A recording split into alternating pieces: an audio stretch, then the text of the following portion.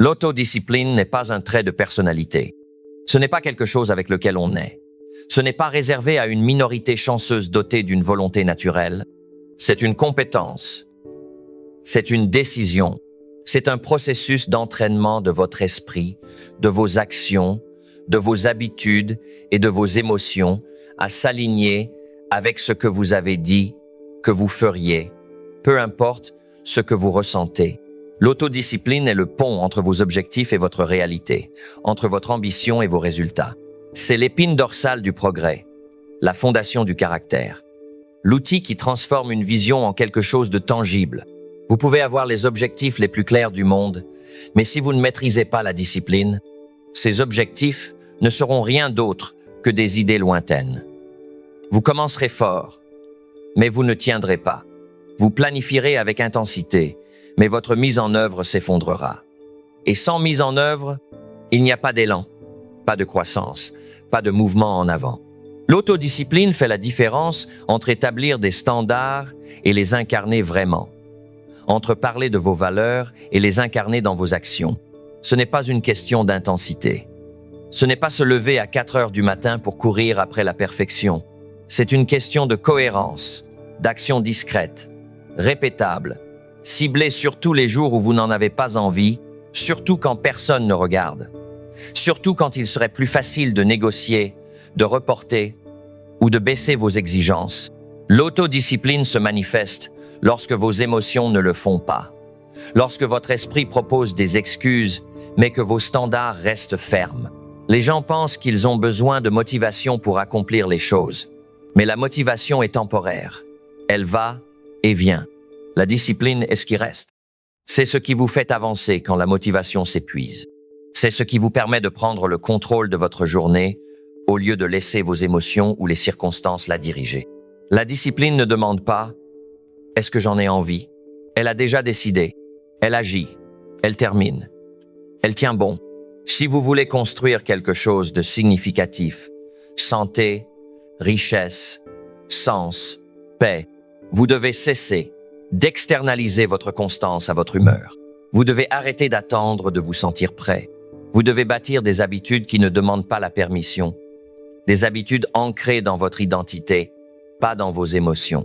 C'est ce que la discipline vous offre, le pouvoir de créer de l'élan même quand tout semble vous freiner. Mais la discipline ne se construit pas du jour au lendemain. C'est un processus, un artisanat, un art. C'est quelque chose que vous façonnez avec le temps, en étant intentionnel. Vous ne maîtrisez pas la discipline en essayant d'être parfait. Vous la maîtrisez en la pratiquant, en créant un système autour d'elle, en conditionnant votre comportement à servir vos objectifs plutôt que vos impulsions, en auditant vos choix et en étant honnête avec vous-même sur les moments où vous vous êtes laissé passer. La discipline commence par les petites choses, les petites décisions, les petits actes de mise en œuvre que personne ne voit. Parce que ce sont eux qui construisent votre identité. Ce sont eux qui renforcent votre confiance en vous. Chaque fois que vous faites ce que vous aviez dit que vous feriez, votre identité rattrape vos promesses. Votre croyance en vous-même devient plus forte. Et cette croyance, c'est ce qui vous rend constant. Si vous ne vous faites pas confiance, vous allez toujours hésiter, toujours vous demander si vous en êtes capable. Mais quand vous tenez vos promesses à vous-même, les petites, celles du quotidien, ce doute commence à disparaître. Et à sa place, la discipline construit quelque chose de plus fort, de plus enraciné, de plus permanent. C'est ce que nous allons construire ici. Au cours de ce séminaire, vous allez apprendre à maîtriser l'art de l'autodiscipline pas seulement une fois, mais pour toute la vie. Pas en faisant plus, mais en faisant différemment. En apprenant à créer des systèmes qui vous servent. En apprenant à dépasser la résistance. En apprenant à vous guider vous-même à travers la pression, la distraction, l'épuisement. En établissant un standard qui n'est plus sujet à débat. Il y a 5 piliers fondamentaux pour maîtriser cette discipline. Chacun d'eux affine votre concentration. Chacun d'eux renforce vos comportements. Chacun d'eux vous rapproche de cette version de vous-même qui n'a pas besoin de motivation, qui ne se laisse pas désorienter par le chaos, qui ne recommence pas sans cesse, mais exécute avec clarté, constance et une puissance silencieuse. Voilà à quoi ressemble la discipline quand elle est maîtrisée. Et c'est ce que nous allons construire dès maintenant. Maîtriser l'art de l'autodiscipline commence par comprendre votre relation au temps. Le temps est la seule ressource qu'on ne peut pas récupérer, qu'on ne peut pas recréer, qu'on ne peut pas remplacer. C'est l'indicateur le plus honnête de ce qui vous importe. Pas ce que vous dites qui compte, mais ce qui reçoit réellement votre attention, votre énergie et votre mise en œuvre. Les personnes disciplinées ont une relation complètement différente avec le temps. Elles ne le gaspillent pas. Elles ne jouent pas avec. Elles ne prétendent pas en avoir plus qu'elles n'en ont. Elles l'utilisent comme leur plus grand avantage stratégique. Si votre emploi du temps est réactif, votre vie le sera aussi. Si vous laissez votre journée être dictée par des notifications, des distractions et des tâches de faible priorité, vous vous sentirez toujours occupé, mais jamais efficace. C'est le piège dans lequel la majorité des gens vivent. Ils confondent mouvement avec progrès. Ils confondent urgence avec importance. Ils passent leur journée à faire des choses qui ne les font pas avancer, puis se demandent pourquoi ils se sentent bloqués. La discipline commence quand vous arrêtez de négocier avec votre temps, quand vous cessez de le traiter comme s'il était illimité, quand vous arrêtez d'agir comme si une vie de haute performance pouvait être construite avec des habitudes de faible intensité. Le temps ne se soucie pas de vos intentions. Il ne répond qu'à l'exécution, à ce que vous faites réellement, pas à ce que vous avez prévu, rêvé ou promis de faire un jour. Les personnes les plus disciplinées planifient leur temps comme si leur avenir en dépendait parce que c'est le cas. Elles ne se contentent pas de fixer des objectifs. Elles construisent des calendriers. Elles assignent du temps à ce qui compte. Elles n'espèrent pas seulement se sentir prêtes. Elles créent des rituels qui les ancrent. Des matins qui commencent avec intention, des routines qui créent du rythme, des repères qui les stabilisent même quand la journée déraille. L'un des plus grands changements pour maîtriser l'autodiscipline, c'est de passer d'une pensée basée sur les tâches à une exécution par bloc de temps. Penser par tâche, c'est dire « voici ce que je dois faire ». Exécuter par bloc, c'est dire « voici quand je vais le faire ». Cela transforme la théorie en pratique. Cela élimine la fatigue décisionnelle. Cela supprime l'option de procrastiner. Parce que dès qu'une tâche a un créneau horaire assigné, elle passe du statut d'idée à celui d'instruction. La raison pour laquelle la plupart des gens n'appliquent pas ce qu'ils ont prévu, ce n'est pas parce qu'ils sont faibles, c'est parce qu'ils n'ont pas structuré leur temps de manière à correspondre à leur ambition. Ils n'ont pas créé de limites. Ils n'ont pas su dire non aux choses qui les distraient constamment. Et chaque distraction qui s'infiltre devient un permis de retarder, de remettre à plus tard, de négliger ce qui compte vraiment. La discipline, c'est savoir dire non. Dire non à l'urgence qui ne correspond pas à vos priorités. Dire non au flux d'informations qui volent votre clarté. Dire non aux personnes qui ne respectent pas votre emploi du temps parce qu'elles ne respectent pas le leur. Chaque non que vous prononcez envers ce qui n'est pas important crée de l'espace pour un oui plus profond à ce qui l'est. C'est ainsi que vous protégez votre temps. C'est ainsi que vous protégez votre énergie. Ce n'est pas seulement de la gestion du temps. C'est de la prise de possession du temps. Quand vous arrêtez de blâmer la journée, l'horloge ou le chaos, vous commencez à diriger votre temps comme s'il était sous votre commandement. Et quand vous dirigez votre temps, vous commencez à diriger votre vie. Vous ne vous réveillez plus en réaction, vous entrez dans votre journée avec un rythme maîtrisé. Mais cela ne fonctionne que si votre calendrier reflète votre caractère. Il ne suffit pas d'écrire les choses. Il faut les exécuter. Et si votre emploi du temps est rempli de choses qui ne vous élèvent pas, ne vous développent pas, ou ne s'alignent pas avec votre vision, alors votre vie reflètera ce désordre. Chaque minute passée hors alignement devient un coût, une taxe, un poids sur votre potentiel. Alors vous auditez, vous êtes honnête, vous examinez votre semaine et vous vous demandez, est-ce la vie que je veux vivre? Est-ce que ce planning reflète mes valeurs? Est-ce que je consacre du temps à ce que j'ai dit être le plus important? Et si la réponse est non, vous n'avez pas besoin de tout changer d'un coup. Vous changez une seule chose. Un bloc, un engagement, une habitude qui vous rapproche de la personne que vous voulez devenir. Parce que l'autodiscipline, ce n'est pas être parfait, c'est être aligné. C'est honorer votre parole à travers votre emploi du temps. C'est créer une structure qui reflète qui vous êtes, pas qui vous étiez. Et cette structure, c'est ce qui rend la discipline durable. Elle supprime la pression de devoir dépendre de la motivation. Elle donne à votre vie un rythme qui tient, même quand votre énergie faiblit.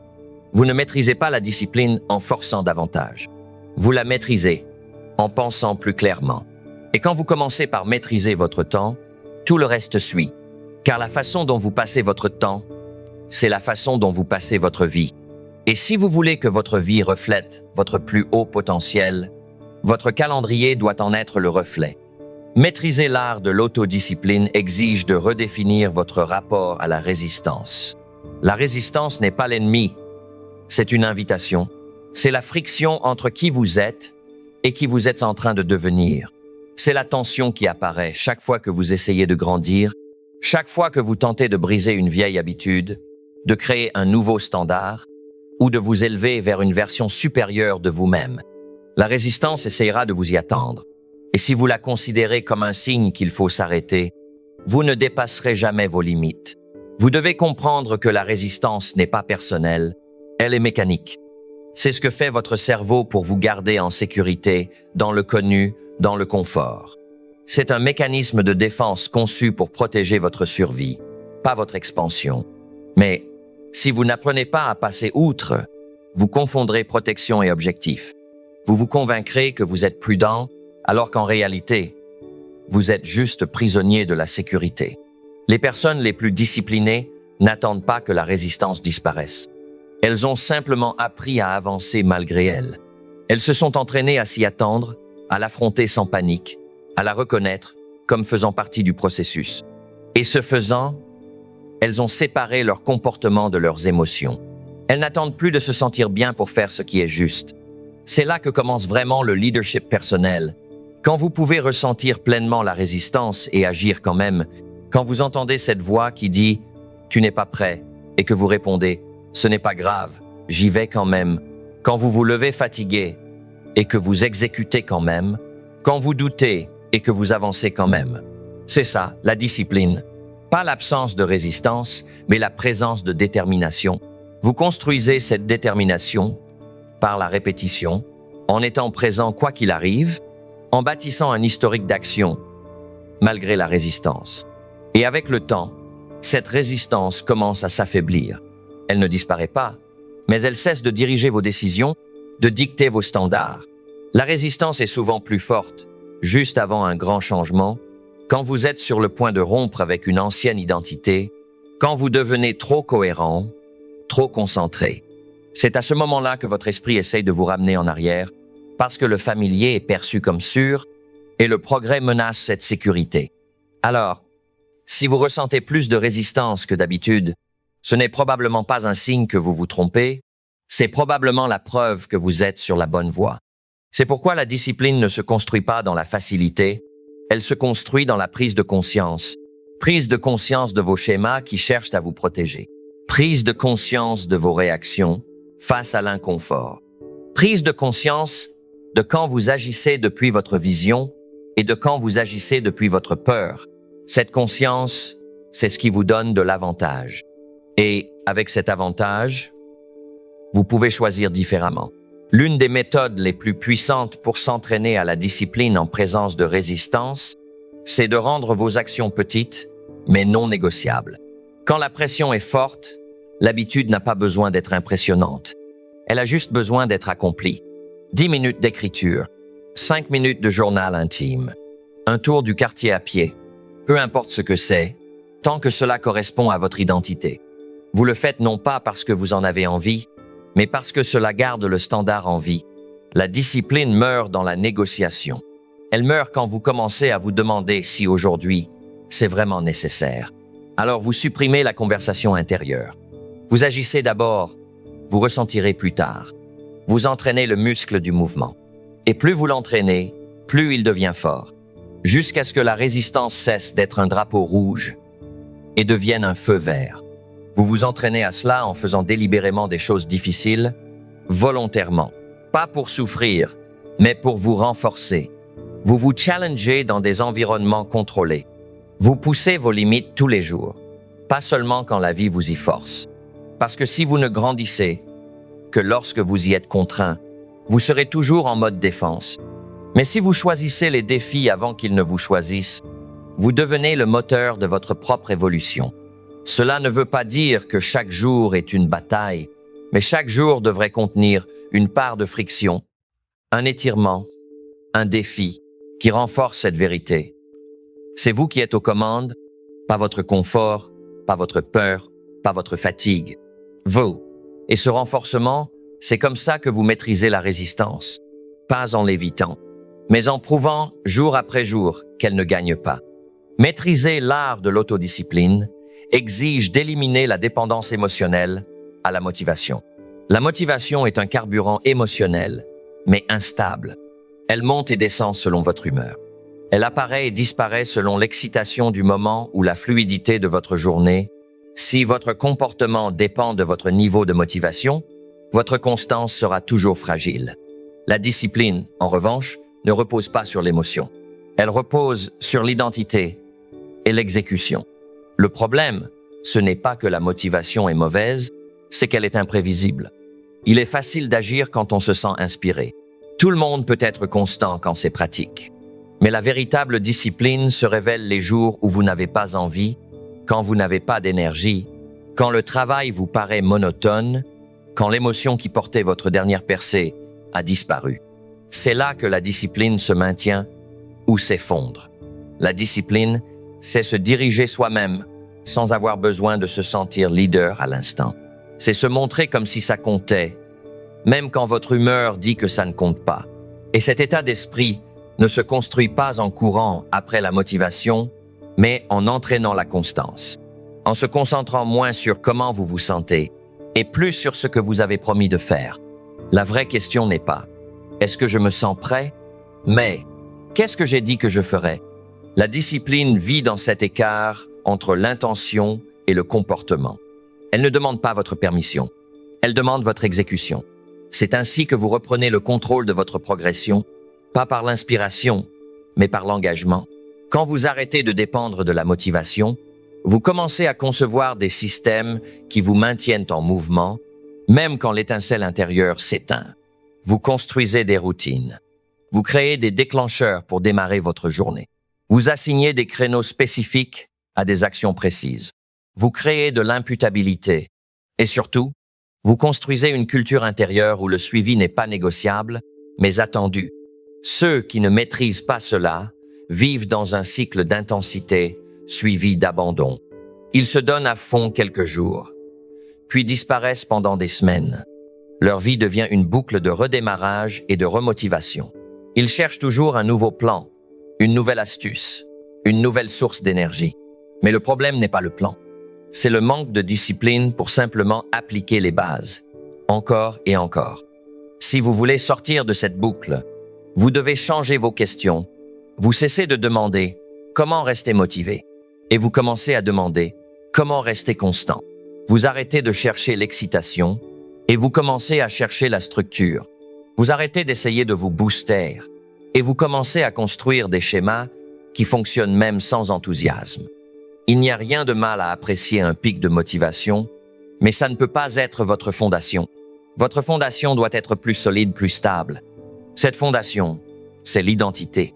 La version de vous qui fait le travail, peu importe la météo émotionnelle. La version de vous qui ne s'arrête pas simplement parce que ce n'est plus excitant. Vous renforcez cette identité par la répétition, par des petites victoires quotidiennes, par le fait de faire ce que vous avez dit que vous feriez, même quand c'est invisible, même quand c'est inconfortable. Et chaque fois que vous passez à l'action, votre croyance en vous-même grandit, non parce que vous vous sentez mieux, mais parce que vous vous êtes prouvé quelque chose. Et la croyance bâtie par l'action, c'est une croyance qui tient. Vous construisez cette fondation en concevant votre vie pour la soutenir. Vous ne laissez plus les choses au hasard. Vous créez de la friction entre vous et vos distractions. Vous réduisez le nombre de décisions à prendre. Vous rendez le chemin vers la discipline facile et le chemin vers la distraction difficile. Ça, c'est de la stratégie, c'est de l'architecture, c'est du leadership personnel. Quand votre discipline est ancrée dans des systèmes et dans votre identité, vous ne vous effondrez plus à chaque baisse de motivation. Vous avez un socle. Vous avez entraîné votre cerveau à comprendre que le suivi ne dépend pas d'un état d'âme, il dépend d'un alignement avec vos standards, votre emploi du temps, vos valeurs. C'est ainsi que vous brisez le cycle de l'inconstance. Vous arrêtez de traiter vos émotions comme des autorités. Vous cessez de laisser l'enthousiasme dicter l'exécution. Vous n'attendez plus que la motivation vienne à vous. Vous bâtissez une vie qui avance même en son absence. C'est là que commence la liberté. C'est là que le véritable développement se produit. Maîtriser l'art de l'autodiscipline signifie apprendre à vous guider à travers l'inconfort. La plupart des gens fuient l'inconfort, négocient avec lui, tentent de l'adoucir ou de le repousser. Mais ceux qui construisent quelque chose de durable, ceux qui deviennent inébranlables dans leur comportement, s'entraînent à traverser l'inconfort, comme s'il faisait partie du processus, pas comme un problème à résoudre. L'inconfort n'est pas un signe d'erreur. C'est souvent un signal que vous êtes en train de vous étendre, que vous êtes dans une zone inconnue, que vous faites quelque chose qui remet en question la version passée de vous-même. Et quand vous commencez à changer de perspective, vous comprenez que l'inconfort n'est pas quelque chose à éviter, c'est quelque chose à exploiter. Vous créez cet effet de levier en étant intentionnel, en entrant volontairement dans la friction. Chaque fois que vous faites quelque chose de difficile qui est en accord avec vos objectifs, vous renforcez l'identité de quelqu'un qui va au bout de ce qu'il commence. Ça n'a pas besoin d'être spectaculaire. Ça a simplement besoin d'être accompli. 5 répétitions supplémentaires quand votre corps dit « stop ». 10 minutes de concentration quand votre esprit divague. Passez ce coup de fil que vous évitez depuis des jours. Chacun de ces gestes est un muscle mental. L'autodiscipline n'est pas un interrupteur. C'est un muscle que vous entraînez. Et le poids que vous soulevez, c'est l'inconfort. Quand vous évitez ce poids, le muscle s'affaiblit. Mais quand vous revenez encore, et encore, et encore, même quand vous n'en avez pas envie, votre capacité grandit. Pas seulement votre capacité à agir, mais aussi votre capacité à tenir la pression, à endurer, à continuer à vous diriger quand tout en vous veut abandonner. Ce type de force vous offre un nouveau niveau de liberté, car désormais, vous n'êtes plus prisonnier du confort. Vous ne vous effondrez plus chaque fois que les choses deviennent difficiles. Vous ne changez plus d'avis à chaque poussée de résistance. Vous continuez, pas parce que c'est facile, mais parce que vous avez entraîné votre esprit à s'attendre à l'inconfort et à avancer quand même. Mais pour vivre ainsi, vous devez cesser de vouloir tout rendre confortable. Le confort n'est pas l'objectif. C'est l'alignement qui l'est. La discipline ne promet pas le confort, elle promet des résultats. Et ces résultats viennent après de longues périodes d'ennui, de résistance, de répétition et d'effort. C'est ce que personne ne vous dit, mais c'est là que réside la vérité. La plupart des gens échouent non pas parce qu'ils sont paresseux, mais parce qu'ils croient au mensonge selon lequel les choses devraient être faciles. Ils pensent que la résistance signifie qu'ils font quelque chose de mal, que s'ils n'en ont pas envie, alors ce n'est pas le bon moment. Mais ceux qui réussissent savent mieux. Ils ressentent la résistance et avancent quand même. Ils voient l'inconfort et l'interprètent comme un signal d'avancer, pas de reculer. C'est pourquoi l'exposition à l'inconfort est si importante. Vous devez délibérément faire des choses qui vous étirent. Non pas pour vous punir, mais pour vous rappeler qui est aux commandes. Douche froide, jeûne, longue course, concentration profonde, tout ce qui enlève votre confort et vous force à agir quand même n'est pas juste un défi, c'est une formation au leadership. Parce que quand vous avez entraîné votre corps et votre esprit à continuer sans avoir besoin de se sentir bien, vous devenez un autre type de personne. Quelqu'un en qui on peut avoir confiance, quelqu'un de stable, quelqu'un qui n'a pas besoin de conditions idéales pour produire des résultats de classe mondiale. Mais vivre de cette manière ne signifie pas simplement expérimenter l'inconfort, il faut aussi y répondre correctement. L'inconfort ne doit pas mener à l'abandon, il doit mener à un réajustement. Respirez, se recentrer. Vous ne prétendez pas qu'il n'est pas là. Vous le reconnaissez, mais vous choisissez l'alignement plutôt que le confort. Vous dites « oui, c'est dur, et je vais le faire quand même ». Voilà le vrai pouvoir. Voilà la discipline. Vous apprenez à installer des déclencheurs internes. Quand vous ressentez l'envie d'arrêter, vous vous ancrez dans votre respiration. Quand vous voulez faire une pause, vous en faites une de plus. Quand vous vous sentez décentré, vous vous rappelez ce qui est en jeu et vous avancez. Pas parfaitement, mais toujours vers l'avant. C'est ainsi que l'écart se réduit, l'écart entre qui vous êtes et qui vous voulez devenir. La seule chose qui vous sépare de cette version améliorée de vous-même, c'est votre capacité à tenir la ligne quand il est difficile de continuer, quand la pression monte, quand le confort vous tend la main pour vous faire quitter le chemin. Mais vous refusez la sortie facile. Vous honorez votre standard. Maîtrisez l'art de l'autodiscipline atteint son plus haut niveau. Quand vous apprenez à vous diriger sans avoir besoin d'un public. La plupart des gens sont constants tant qu'ils sont observés, quand ils sont tenus responsables, quand leurs efforts sont visibles. Mais la vraie discipline n'est pas bruyante. Elle n'est pas spectaculaire. Elle est privée. Elle se manifeste quand les caméras sont éteintes, quand personne ne vérifie, quand personne ne saura jamais si vous trichez. La raison pour laquelle la plupart des gens luttent avec la discipline, c'est parce que leur carburant est externe. Ils ont besoin de pression, de reconnaissance, d'imputabilité extérieure. Mais tant que votre constance dépend de la visibilité, vous serez toujours vulnérable à l'inconstance. Dès que les gens arrêtent de vous regarder, vous arrêtez d'avancer. Dès que les applaudissements s'estompent, votre cadence ralentit. Ce n'est pas de la discipline, c'est de la dépendance. Si vous voulez que vos comportements tiennent sur le long terme, ils doivent être ancrés plus profondément. Vous devez bâtir un baromètre intérieur, une note personnelle que vous ne trahissez jamais, un contrat silencieux passé avec vous-même qui dit « Je fais ce que j'ai dit, pas pour être vu, pas pour être applaudi, mais parce que je l'ai décidé. » C'est le plus haut niveau de leadership personnel. Vous devenez quelqu'un qui n'a pas besoin de rappel, qui n'a pas besoin d'éloge, qui n'a pas besoin d'être vu, parce que vous vous voyez vous-même. Vous suivez vos propres habitudes, vous tenez votre propre ligne. Et quand vous commencez à vivre ainsi, quelque chose change. Vous commencez à vous sentir différent. Pas plus bruyant, mais plus solide. Pas plus occupé, mais plus concentré. Vous n'essayez plus de prouver quoi que ce soit, vous marchez simplement dans votre vérité. La fondation de la discipline durable, c'est le respect de soi. Chaque fois que vous tenez un engagement privé, vous renforcez la confiance en vous-même. Et chaque fois que vous l'abandonnez parce que personne ne regardait, cette confiance s'érode. Vous ne la perdez pas d'un coup, vous la perdez lentement, subtilement, à coups de petits compromis, jusqu'au jour où votre parole ne veut plus rien dire, non pas aux autres, mais à vous-même. Cette érosion, c'est ce qui mène au doute. Pas parce que vous êtes incapable, mais parce que vous avez cessé d'être constant avec vous-même. Et la seule façon de reconstruire cette confiance, c'est de recommencer à se montrer quand il n'y a aucun applaudissement, quand ce n'est pas urgent, quand ce n'est pas glamour, et de le faire quand même. C'est cette version de vous qui devient inébranlable, celle qui agit par standard, pas par projecteur, celle qui bâtit en silence, avec constance, avec persévérance.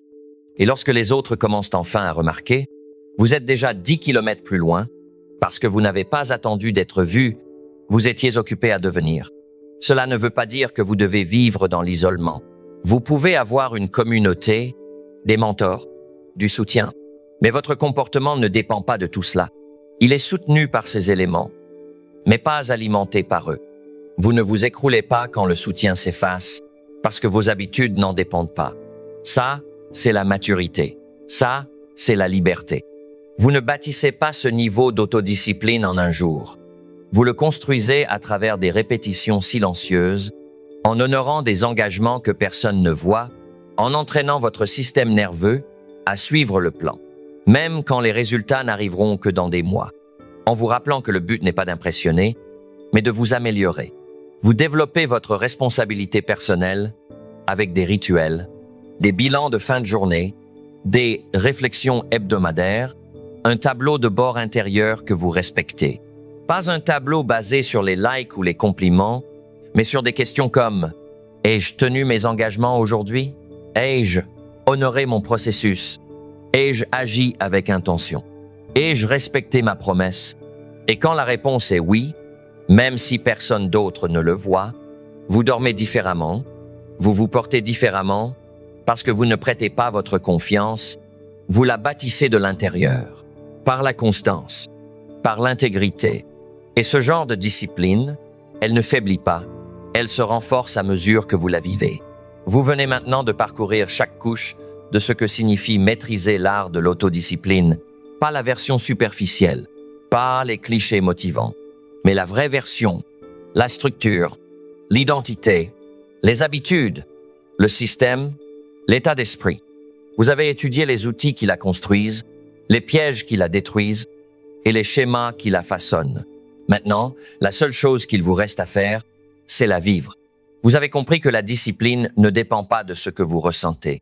Elle se construit par l'alignement avec vos valeurs, votre structure, votre emploi du temps. Ce n'est pas se réveiller chaque jour inspiré, mais se réveiller chaque jour engagé. Vous savez maintenant que ceux qui restent constants ne comptent pas sur la motivation. Ils vivent grâce à un système. Vous avez appris comment répondre à la résistance, pas en l'évitant, pas en la craignant, mais en la reconnaissant comme un signe de croissance, en la ressentant pleinement et en agissant malgré elle. Vous savez désormais que la véritable discipline, ce n'est pas l'absence de lutte, c'est le refus d'y céder. Vous tenez bon non parce que c'est facile, mais parce que c'est qui vous êtes. Vous avez démoli le mythe selon lequel il faut attendre de se sentir prêt. Vous avez appris à agir d'abord, à devancer le doute, à faire le pas nécessaire, non pas quand c'est pratique, mais quand c'est requis.